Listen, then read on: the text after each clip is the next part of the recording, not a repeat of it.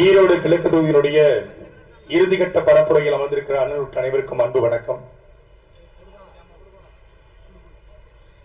இது மற்றொரு அரசியல் கட்சி அல்ல, மாற்றத்துக்கான எளிய மக்களின் புரட்சி, தலைகீழ் மாற்றம் என்று அண்ணன் சீமானவர்கள் சொல்கிற பொழுது, நாளைக்கே அண்ணன் சீமானவரிடத்தில் ஆட்சி அதிகாரம் கிடைத்தால் 70 ஆண்டு காலமாக தமிழ்நாட்டில் புறையோடி போய்கிற இந்த ஊழலை, இந்த லஞ்சத்தை, ஆற்றல் கொள்ளையை, கனிமவள கொள்ளையை அவரால் மாற்ற முடியுமா? அவர் என்ன ஒரு இயக்குனர் என்பதாலே கற்பனையில் மிதக்கிறாரா என்று பல விமர்சனங்கள் அவர் மீது வரக்கூடும்.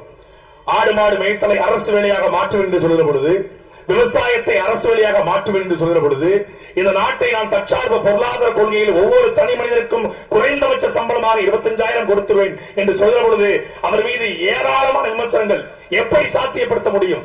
கருணாநிதியாலும், ஜெயலலிதாவாலும், எடப்பாடியாலும், ஸ்டாலினாலும் செய்ய முடியாததை, அண்ணாவாலும் எம்ஜிஆராலும் சாத்தியப்படுத்த முடியாததை எப்படி சீமான் செய்வார்?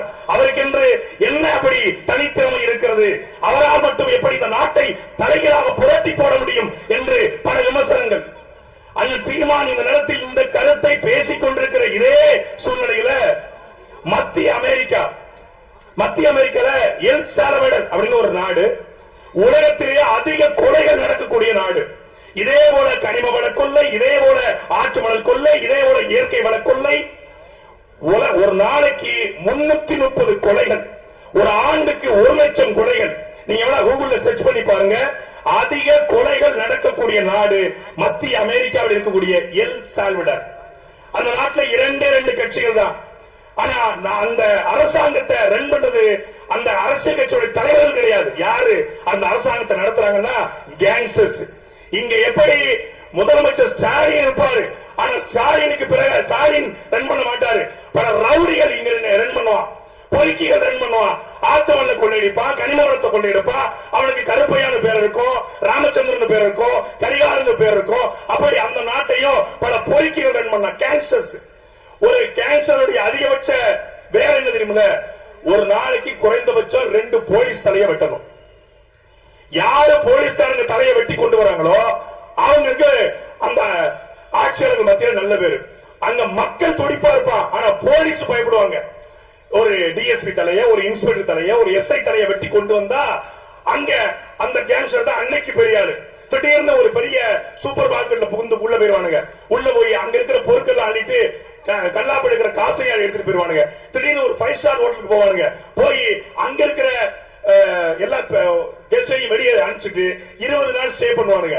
எப்படி இங்க பிடி பார்ல புகுந்து பாக்ஸிங் போறானோ, எப்படி அண்ணா யூனிவர்சிட்டியில வந்து பிள்ளைய கையை பிடிச்சிருக்கானோ, எப்படி இங்க வந்து ஒரு போலீஸ் பூத்துக்களை வச்சு 13 வயசு சிறுமிய பாலியல் வன்முறை செய்யறானோ, எப்படி இங்க புரோட்டா கடைகளை புகுந்து அடிக்கிறானோ, அதே போல அங்கேயும் அதே போல கொடுமை.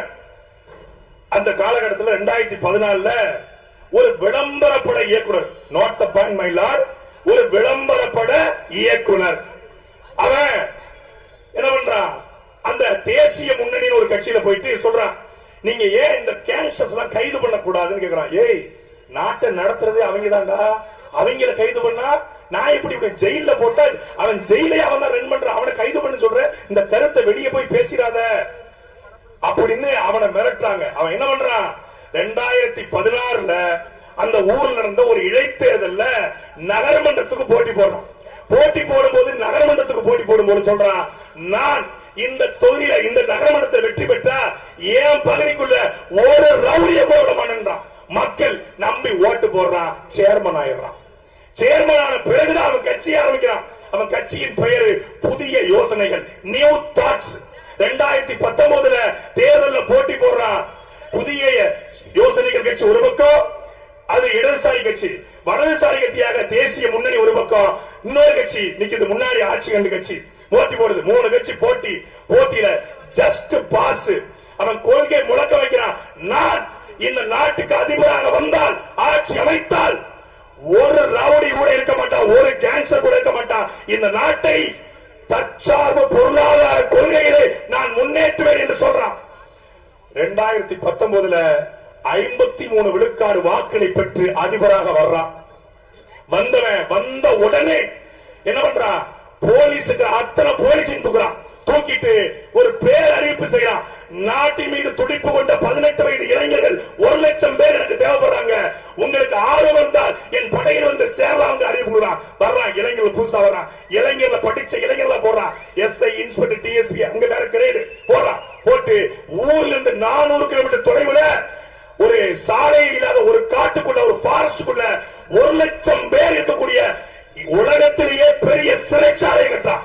சிறைச்சாலையை கட்டி அங்க எந்த விதமான வசதி கிடையாது. மின்சாரம் கிடையாது, தொலைதொடர்பு கிடையாது, எந்த வசதியும் கிடையாது. சாலையை குண்டு முடியுமா இருக்கும்.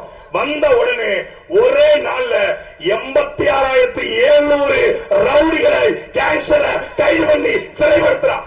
ஒரே மாசத்துல 16,000 பேருக்கு தண்டனை வழங்குறார். அன்பிற்குரிய மக்களே, 2019 ஆட்சிக்கு வந்தா 2022 அந்த நாட்டினுடைய கொலை விகிதம் 1,00,000 250 குறைகிறது. அவன் வேற யாரும் கிடையாது, அந்த எல் சால்வடாருடைய சீமான் நயீப் புக்காரி. நீ கூகுள்ல சர்ச் பண்ணி பாரு. நான் சொல்வதை அந்த கிணத்துல ஒருத்த சாத்தியப்படுத்துகிறான். அந்த மக்கள் அவனை நம்பி ஓட்டு போட்டான். நயீப் புக்காரி வந்த பிறகு மீண்டும் 2024 தேர்தலில் பெரும்பான்மை பெற்று 75 விழுக்காடு வாக்களை பெற்று வெற்றி பெற்று மீண்டும் அவன் அதிபராக மாறி இருக்கிறான். நயீப் புக்காரி 75 லட்சம் மக்களை வைத்துக் கொண்டு மத்திய அமெரிக்காவின் எல் சால்வடார் என்ன செய்தாரோ அதை எங்களுடைய சென்றவன் சீமான் இங்கே செல்வார், சத்தியமா செய்வார். அங்க 86,500 பேர் கைது, இங்க கொஞ்சம் கூடுதல் கைது இருக்கும். ஏன்னா அங்க பொறுக்கி ஒரு கட்சியில் இருந்தா, கேங்ஸ்டர் ஒரு கட்சியில் இருந்தா, இங்க மொத்த கட்சியுமே பொறுக்கிகளா இருக்கான். உங்களுக்கு புரியும். எவனவன் ஆத்துமலை கொள்ளையடிக்கிறானோ, எவனவன் கனிம வளத்தை கொள்ளையடிக்கிறானோ, எவன் இந்த மண்ணினுடைய வளங்களை கொள்ளையடிக்கலாம் பாரபட்சமே இல்லாமல் ஒரு நடவடிக்கை எடுக்கப்படும். ரொம்ப இல்ல, 26 மாற்றத்துக்கு இந்த மண் தயாராகுது. நாங்கள் சொல்வது பொய் கிடையாது, வரலாறு. அவர்கள் பொய்யை சொல்றான், அதை எங்களை நம்ப வைக்கிறான். நம்ப வச்ச வரலாறை உடைக்கிற பொழுது சீமான் RSS கைகூலி, சீமான் இந்துத்துவ பின்னணி கொண்டவர். சீமான் குருமூர்த்தியை 400 முறை சந்திச்சார். ஆமா சந்திச்சாரு. குருமூர்த்திக்கு இடியாப்பமும் ஆட்டுக்கால் பாயாவும் பிடிக்கும். திறமை எங்க அண்ணன் வீட்டுல தான் சாப்பிட்டு போவாரு. நாங்க பீஃப் உருண்டையை உருட்டி விடுவோம், அவர்களுக்கு கோழிக்கால் சுக்கா கொடுப்பாரு. டேய், 2016 குருமூர்த்தியை பார்த்து இந்துத்துவா கூட நான் ஒரு சாஃப்ட் கார்னர் வச்சிருக்கேன், நான் கொஞ்சம் RSS மேல எனக்கு ஒரு சாஃப்ட் கார்னர் இருக்கு, எங்களுக்கு கொஞ்சம் லாபி பண்ணி கொடுங்கன்னு கேட்டது தமிழ்நாடு முதலமைச்சர், இன்றைய முதலமைச்சர் ஐயா ஸ்டாலின். ஆனா எங்களை பிஜேபி இயக்குவதாக சொல்றான். ஏன் சொல்றான்? நாங்கள் உண்மையை பேசுகிறோம், உறக்க பேசுகிறோம், சத்தியத்தை பேசுகிறோம், சத்தமாக பேசுகிறோம், வரலாறை மக்கள்கிட்ட கொண்டு சேர்க்கிறோம். உண்மையிலே நான் வெளிப்படையா இந்த கூட்டத்தில் செல்ல விரும்புவது, யார் தமிழ்நாட்டுடைய தந்தையா இருந்திருக்கணும்? நம்ம அப்பா படிக்க வச்சு வேலைக்கு அனுப்பி கல்யாணமும் முடிச்சு கொடுத்து சீர்வரிசையும் செஞ்சு கொடுத்து நமக்கு வீடும் கட்டி கொடுத்தா தந்தை. குடிச்சுட்டு கூத்தடிச்சுட்டு எல்லாம் பண்ணிட்டு நாமளே உழைச்சி நாமளே சாப்பிட்டு நம்மளே எல்லாம் பண்ணா நம்ம அப்பட தந்தைன்னு சொல்லி என்ன ஆகுது? தந்தையா இருக்கலாம், ஆனா நமக்கு எல்லாம் செய்யறவன் தான் தந்தையா இருக்கணும். இந்த நேரத்துல 1954 ஒருத்தர் முதலமைச்சர் வராரு. அன்னைக்கு சுதந்திரம் அடைஞ்சு 7 வருஷம். வறுமை, பசி, பட்டினி, மக்களுக்கு எந்த விதமான அடிப்படை தேவையும் இல்ல. வந்தா குலக்கல்வி திட்டத்தில் மூடப்பட்ட 6,000 பள்ளிக்கூடங்களையும் திறந்து, அதற்கு பிறகு 12,000 பள்ளிக்கூடம் சேர்த்து திறந்து 16,000 பள்ளிக்கூடங்களை திறந்து, அன்னைக்கு ஊட்டச்சத்து குறைபாடு இருப்பதனாலே ஒரு மதிய உணவு போட்டாட்டம் பிள்ளைய பள்ளிக்கூடத்துக்கு வருவானு மதிய உணவு திட்டத்தை திறந்து, சாதி பாகுபாடு இருக்கக்கூடாது மதிய பள்ளிகளுக்கு சீருடையை கொண்டு வந்து, 3 கிலோமீட்டருக்கு மேல என் சின்ன பிள்ளை என் பிள்ளை நடக்க முடியாது என்பதனால 3 கிலோமீட்டருக்கு ஒரு தொடக்க பள்ளியை தொடங்கி, அதுக்கப்புறம் படிச்ச பிள்ளைக்கு வேலை வேணுக்காக திருச்சியில பிஹெச்எல் தொழிற்சாலை, கிண்டி ரயில்வே இணைப்பு தொழிற்சாலை, நீலகிரி புகைப்பட சுருள் தயாரிப்பு தொழிற்சாலை, நெய்வேலி நிலக்கரி தொழிற்சாலை என்று தொழிற்சாலை நிறுவி எங்களுக்கு சென்னை ஐஐடியை தொடர்ந்து பல்கலைக்கழகத்தை தொடர்ந்து எங்களை படிக்க வைத்தவன் எங்கள் தாத்தன் கிங் மேக்கர் கர்ம வீரர் காமராஜர். அந்த தமிழ்நாட்டுடைய தந்தை. நீங்க நினைச்சுக்க அவன் இந்திய தேசியவாதி? சத்தியமா இல்ல, சத்தியமா இல்ல. அவர் இருந்தது காங்கிரஸ் கட்சி, ஏற்றுக்கொண்டது நேருவின் கொள்கை. தமிழ்நாட்டில் ஒரு இந்த விமானத்திற்கான ஹெலிகாப்டருக்கான உதிரிப்பார்கள் தயாரிக்கிற ஒரு தொழிற்சாலை வருது. இது வந்து திருச்சி பக்கத்தில் நிறுவனம் அப்படின்னு காமராஜ் ஆட்சி காலத்தில் திட்டமிடுறாங்க. ஆனா அப்பதான் சண்டிகர் அப்படிங்கிற புதிய மாநிலம் உருவாகுது. சண்டிகர் உருவான உடனே சண்டிகருடைய காங்கிரஸ் அவர் முதலமைச்சர் காமராஜர் கூப்பிட்டு, ஐயா எங்களுக்கு இப்பதான் புதிய மாநிலம் வந்திருக்கு, எங்களுக்கு இந்த தொழிற்சாலை வந்தா நாங்க எங்க மக்களுக்கு வேலை வாய்ப்பு கொடுப்போம், நாடு டெவலப் ஆகின்றாங்க. சரி பரவாயில்ல, நீ தொழிற்சாலை அங்க தொடங்கணும்னா ஒரே ஒரு கோரிக்கை. என்ன கோரிக்கை தெரியுமா? என்னுடைய தமிழர்களில் 10,000 பேருக்கு நீ வேலை கொடுத்தா மட்டும்தான் என்னுடைய அவர் தொழிற்சாலை, இவர் தொழிற்சாலை இல்ல, மத்திய தொழிற்சாலை தொடங்குவதற்கு ஒரு மாநிலத்தின் முதலமைச்சர் 10,000 பேர் தமிழனுக்கு நீ வேலை கொடுத்தா மட்டும்தான் இந்த தொழிற்சாலை அங்க தொடங்க விடுவேன், இல்லைன்னா நான் இங்க தொடங்குவேன்னு சொல்லி கிட்டத்தட்ட 10,000 தமிழர்களை சண்டிகருக்கு அனுப்பி, எந்த தமிழ? இதே கொங்கு தமிழ, இதே திருநெல்வேலி தமிழ, இதை சேலத்தை சார்ந்தவன், விழுப்புரத்தை சார்ந்த தமிழ்நாடு முழுமைக்கும் 10,000 படித்தவர்களை சண்டிகருக்கு அனுப்பி இன்னைக்கு சண்டிகர்ல 1,00,000 தமிழர்கள் இருக்கிறார்கள் என்றால் அதற்கு காரணம் எங்கள் தாத்தன் கர்ம வீரர் காமராஜர். அவன் இந்திய தேசியவாதியா தமிழ் தேசியவாதியா? சொல்லு. தமிழனுக்கு வேலை கொடுத்தா உனக்கு நான் நிறுவனத்தை தருவாங்கிறான். இவன் எப்படி? நீ தொழிற்சாலை எடுத்துட்டு போய் என்ன எடுத்து எனக்கு கமிஷனை கொடு, நீ மீத்தேன போடு, ஹைட்ரோகார்பனை போடு, அரிட்டாவை டங்ஸ்டன்ல போடு, பரந்தூர்ல ஏர்போர்ட்டை போடு, என்னமும் போடு, ஆனா எனக்கு கொடு. தமிழ்நாட்டு வேலை தமிழர்களுக்கே என்று நாங்கள் ஆட்சிக்கு வந்தால் சட்டம் நிறைவேற்றும் என்று சொன்ன இந்த திமுக ஆட்சியில இதுவரைக்கும் 9 லட்சம் பேருக்கு வேலை வாய்ப்பு கொடுத்திருக்காங்களா? 9 லட்சம் பேருக்கு. அது யாருன்னு தான் தெரியல.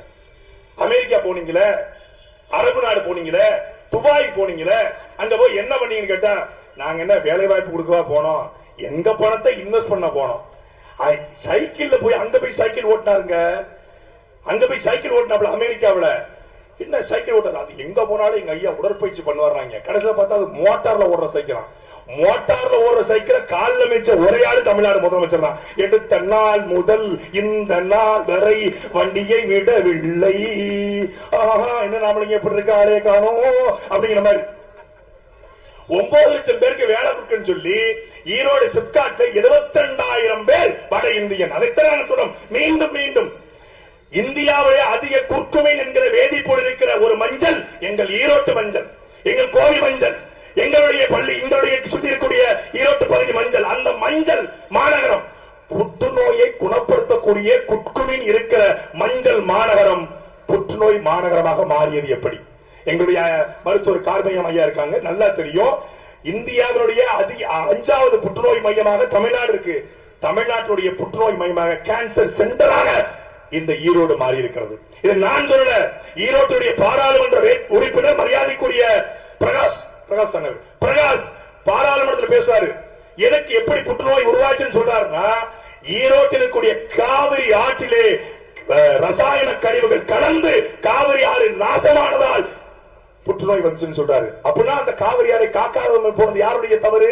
இந்த ஆட்சியாளரின் தவறு. அதைத்தான் நாங்க சொல்றோம். நாங்கள் ஆட்சிக்கு வந்தால் எப்படி இன்னைக்கு புற்றுநோய் நகரமாக இருக்கக்கூடிய ஈரோடு மீண்டும் மஞ்சள் மாநகரம் மாறும். அந்த மஞ்சள் தொழில் முழுக்க முழுக்க தமிழரின் கட்டுப்பாடு வரும். நெசவு தொழில் முழுக்க முழுக்க தமிழருடைய கட்டுப்பாடு வரும். அதற்கு நீங்கள் செலுத்துகிற ஒரு வாக்கு நீங்க எப்படி இறங்கி வேலை பார்க்கறோம்னா, சீமான் கட்சி நோட்டாவை விட கீழே போனோம். அதனால திமுக காரங்க நீங்க உதயசூரனுக்கு போட வேண்டாம். நம்ம எப்படியும் ஜஸ்ட் பாஸ் ஆனாலும் பரவாயில்ல, நமக்கு ஒரு எம்எல்ஏ வந்தாலும் வராலும் பரவாயில்ல.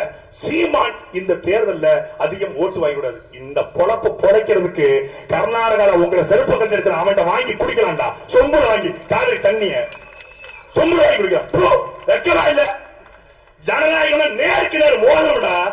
எல்லா பயிலும் ஓடி போயிட்டான். நாங்கெல்லாம் திமுக எதிரி, நாங்கெல்லாம் திமுக எதிர்ப்புனா எல்லா பயிலும் ஓடி போயிட்டான். எல்லா பயிலும் ஓடி போனாலும் களத்தில் நெத்திக்கு நெத்தி நேருக்கு நேர் சண்டை செய்ய பிரபாகரன் புள்ள வருவாண்டா. 2016 கட்சி தேர்தல் அரசியல் நின்ற பிறகு எந்த இடைத்தேர்தலையும் எந்த தேர்தலையும் நாம் வகிச்சு புறக்கணிக்கல. தேர்தலை புறக்கணிப்பது என்பது மக்களை அம்போ என்று விடுவது சமம். இங்கே திமுக ஆதரவு வாக்குகளை விட திமுக எதிர்ப்பு வாக்குத்தான் ஈரோட்டில் அதிகம். 2,20,000 வாக்கு திமுக வாங்கினது 1,05,000, மீதி 1,15,000 வாக்கு திமுக எதிர்ப்பு வாக்கு. திமுக எதிர்ப்பு வாக்கு. இந்த வாக்களிக்காதவர்கள், திமுகவை விரும்பாதவர்கள் வாக்களித்தால் நாம் மகிழ்ச்சி வெற்றி பெறுவதில் எந்த கொமராலையும் தடுக்க முடியாது. அதனால தான் என்ன பண்றான், திமுக கட்சிக்காரனுக்கு 300 ரூபாயா, நாம் மகிழ்ச்சிக்கு ஓட்டு போடாம இருக்க 2,000 ரூபாயா. உன்னை எங்க கொண்டு நிப்பாட்டிருக்க பாத்தியாடா டேய். நீ மஞ்ச துண்டு, கருப்பு துண்டு, பெரியாரு, ஈவேரா, தந்தை, பகுத்தறிவுன்னு சொன்ன உன்னை எங்க கொண்டு போய் எங்கட வீட்டை நீ 2,000 கொடுக்குற.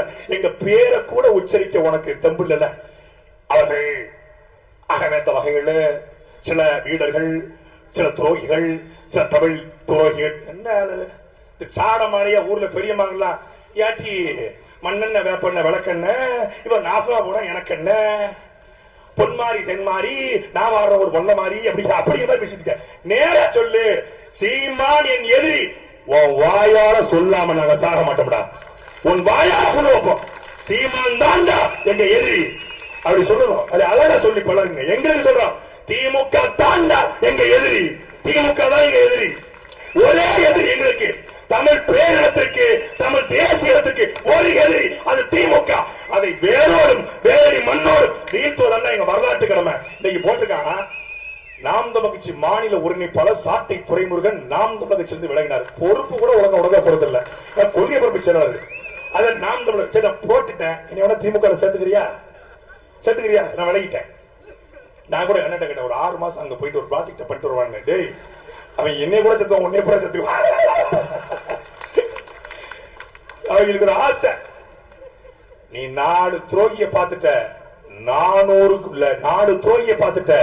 4 லட்சத்துக்கும் மேற்பட்ட தம்பிகள் இருக்கும் 36 லட்சத்துக்கு மேற்பட்ட உறவுகள் இருக்கும் நீ துரோகிய தான் பார்த்திருக்க நீ எட்டப்பட தான் பார்த்திருக்க நீ கருணாவை தான் பார்த்திருக்க நீ கருத்தாக தான் பார்த்திருக்க நீ நல்லாக தான் பார்த்திருக்க நீ புருட்டசு தான் பார்த்திருக்க ஆனால் நீ பிரபாகரன் பிள்ளைகளை பார்த்ததுடா பாத்துக்க போன்றோடு கலந்துச்சுல்ல ஈரோட்டுல கடைசி இறுதி நாள் பிரச்சாரம் காசு கொடுக்காம இப்படி யாரையாவது கூட்ட சொல்றான் யாருக்காவது மைக்க வச்சுக்காரு நியூஸ் 18 வா தந்தி வா ஆடன் தமிழ் மாதேஷ் வாங்க வந்து கேளுங்க வந்து மைக்க நீட்டுங்க யாராவது ஒருத்தருக்கு காசு கொடுத்திருக்காங்க கோட்டை கொடுத்திருக்காங்கன்னா நாங்க ஓட்டே போறோம்டா ஒரு கட்சி தமிழ்நாட்டு அரசியல்ல கூட்டத்திற்கோ ஓட்டுக்கோ பணம் கொடுக்காமல் அது கூட்டம் நடத்த முடியும்னா அது நாம் தமிழர் கட்சியால் மட்டும்தான் முடியும் அந்த கட்சிக்கு நீங்கள் இந்த தேர்தலில் ஈரோட்டிலே மானத்தமிழர்கள் நீங்கள் வாக்கு செலுத்தணும் இந்த செலுத்துகிற வாக்கு என்பது வெறும் நாம் தமிழ் கட்சிக்கான வாக்கல்ல அண்ணன் சீமானுக்கான வாக்கல்ல அது தமிழ் தேசிய இனத்திற்கான எழுச்சிக்கான வாக்கு எப்படி அந்த அமெரிக்காவின் மத்திய அமெரிக்காவிலே நைப்புக்காலே ஒரு சாதனை செய்தாரோ அதே போல 2026 அண்ணன் சீமான் ஆட்சிக்கு வருகிற பொழுது எல்லா கயவர்களும் எல்லா பொறுக்கிகளும் எல்லா புறம்போக்குகளும் எல்லா சில்லறைகளும் ஒழிக்கப்படுவார்கள் தமிழ் தேசியம் எழுச்சி ஒரு நன்றி வணக்கம்